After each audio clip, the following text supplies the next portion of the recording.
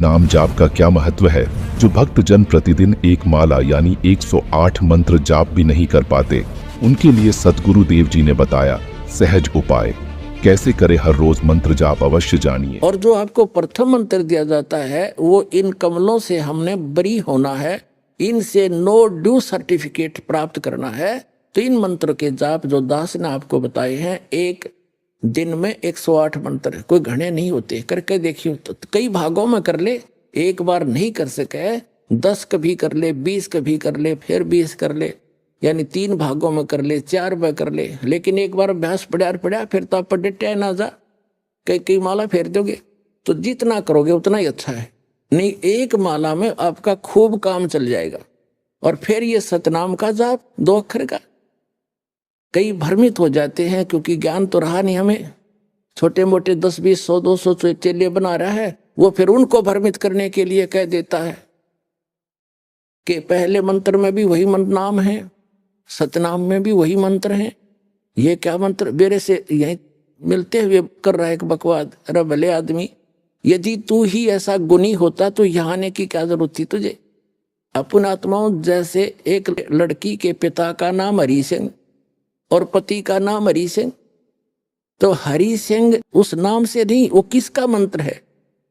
अब जब उसको पूछेगा तो किसकी बेटी है, हरि सिंह की, तो वो कहाँ उसकी सुरती जाएगी अपने पिता पे।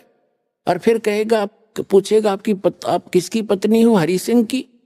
वो हरि सिंह कौन और वो हरि सिंह कौन, नाम एक है लेकिन वो व्यक्ति 2 हैं, और उनके गुण और उनके नाते में भी अंतर है।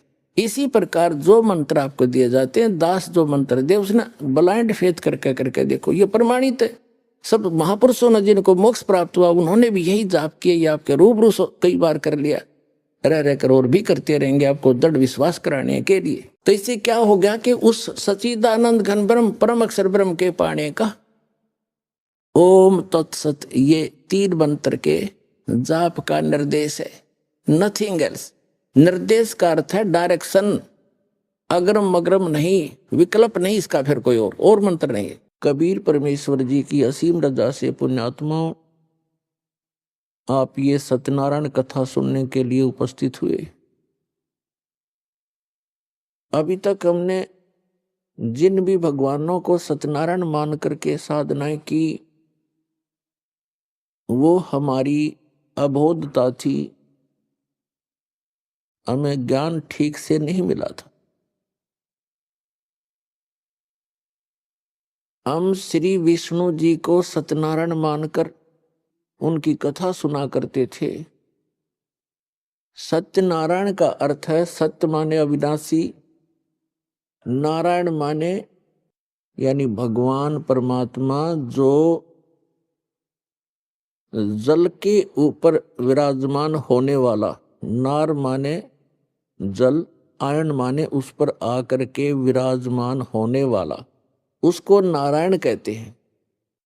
तो सत्य माने अविनाशी, नारायण माने परमात्मा, वो भगवान जो जल के ऊपर आकर विराजमान होता है, वहां निवास करता है। तो श्री विष्णु जी सतोगुण भगवान हैं, ये नासवान हैं। श्री देवी पुराण सचित्र मोटा टाइप, गीता प्रेस गोरखपुर से प्रकाशित के 123 पृष्ठ पर, उसमें स्पष्ट लिखा हुआ है, विष्णु जी कहते हैं अपनी माता दुर्गा से कि तुम शुद्ध स्वरूपा हो, ये सारा संसार आप ही से उद्भासित हो रहा है, मैं ब्रह्मा और शंकर आप ही की कृपा से विद्यमान है। हमारा तो आविर्भाव माने जन्म और तिरोभाव मीन मृत्यु होती है, हम अविनाशी नहीं। तो हमने गलती से इस चतुर्भुजी भगवान विष्णु जी को सत्यनारायण मान लिया, हमारे धर्म गुरुओं को ज्ञान नहीं था। अब सत्यनारायण अविनाशी भगवान कौन है, सत्य साहिब कहो, सत्यनारायण कहो, परम अक्षर ब्रह्म कहो, ये कौन है, ये असंख्य ब्रह्मांड का रचनेहारा और संचालक, इन सब का जनक है। वो कौन है, उसका शुभ नाम क्या है, उनका शुभ नाम है बंदी छोड़ कबीर साहेब। कबीर परमेश्वर, सत कबीर यानी सत साहेब। सत साहेब तो उसकी उपमा है, उनका गुण है, और वास्तविक नाम उनका है कबीर परमेश्वर। वो कौन है? जो काशी के अंदर 120 वर्ष तक एक जुलाहे की भूमिका, दानक की भूमिका करते हुए पूरे विश्व को ज्ञान प्रदान किया करते थे। वो परमात्मा सत्यनारायण हैं, सत्य साहेब हैं। पुण्यात्माओं, ये ज्ञान कहाँ से हुआ कि ये सत्यनारायण है? ये ज्ञान इस दास को कैसे हुआ? परमेश्वर की एक वाणी पढ़ी कबीर भगवान की कि वेद मेरा भेद है, मैं ना वेदन के माही, और जौन वेद से मैं मिलूं ये वेद जानते नहीं।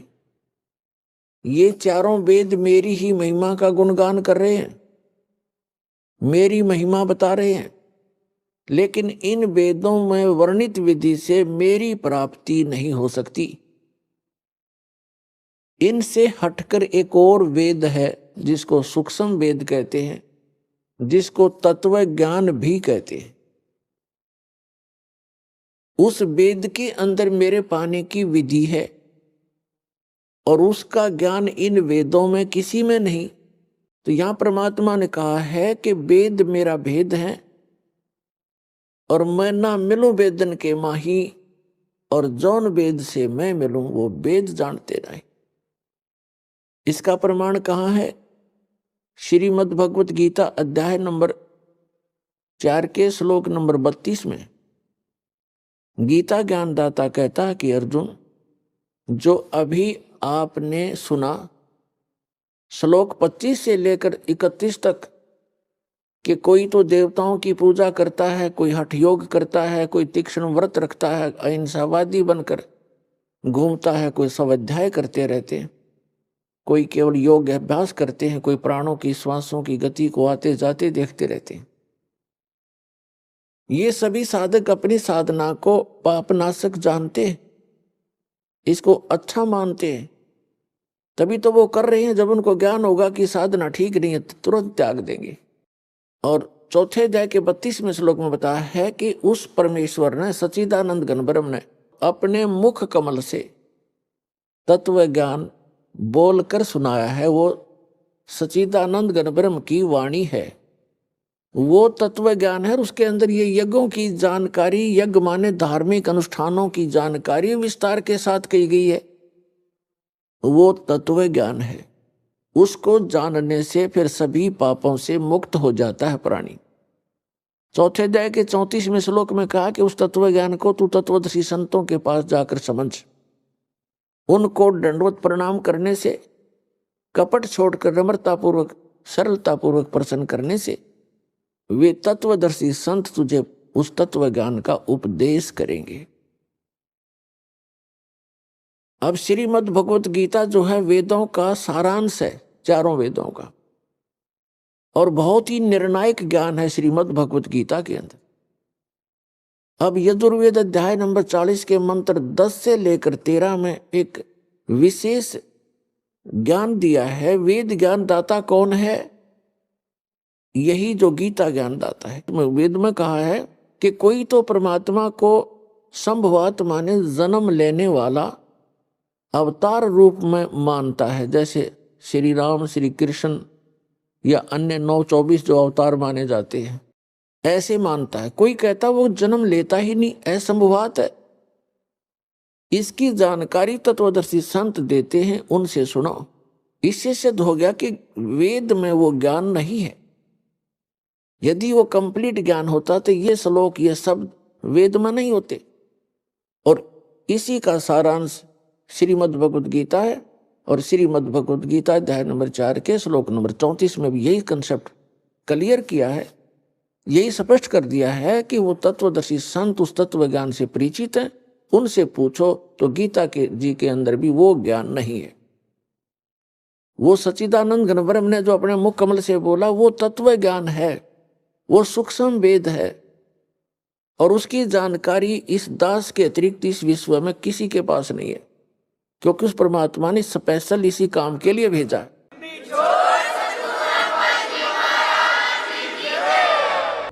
सत साहिब जी और वीडियो देखने के लिए चैनल को सब्सक्राइब और वीडियो को लाइक, कमेंट, शेयर जरूर करें। हमारे ऑफिशियल यूट्यूब चैनल पर विजिट करने के लिए यूट्यूब पर सर्च करें संत रामपाल जी महाराज व सतलोक आश्रम। धन्यवाद।